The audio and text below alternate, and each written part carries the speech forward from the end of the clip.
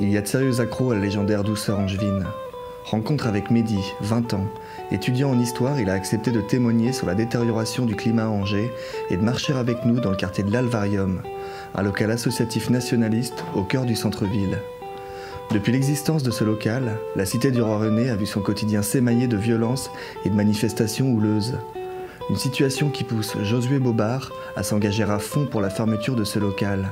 Selon lui et certains de ses confrères, les abords du local fasciste seraient devenus une véritable zone de non-droit. Pour le RAF, c'est évident. L'action sociale menée par les nationalistes au profit des foyers et des SDF français rappelle les lois d'exclusion raciale de Vichy et sont le prélude à une véritable Shoah par le sandwich.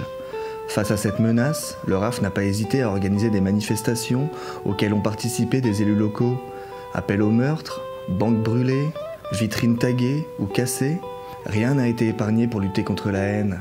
Des domiciles de militants fascistes ou de leurs parents, ainsi que leurs voitures ou un cimetière de famille, ont aussi été l'objet de ripostes antifascistes. Enfin, le local de l'Alvarium est régulièrement pris pour cible. Attaques, dégradations et même tentatives d'incendie. Une résistance antiraciste soutenue implicitement par des élus et certains journalistes locaux.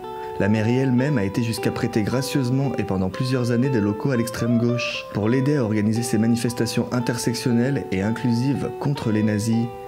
Alors que nous approchons rue du Cornet, où se trouve l'Alvarium, Mehdi se demande s'il ne va pas faire l'objet d'une agression. Devant l'impunité des nervis et la complaisance des pouvoirs publics, un dérapage est toujours à craindre. En effet, Mehdi est militant de l'Alvarium. Cela signifie qu'il a interdiction de se défendre et que tout ce qui lui arrive est bien fait pour sa gueule. Minorité ethnique au sein d'un milieu non conforme, Mehdi n'a pas froid aux yeux et ne craint pas la répression au nom des pseudo-valeurs républicaines. Il est bien décidé à conserver son local pour rendre la France aux Français.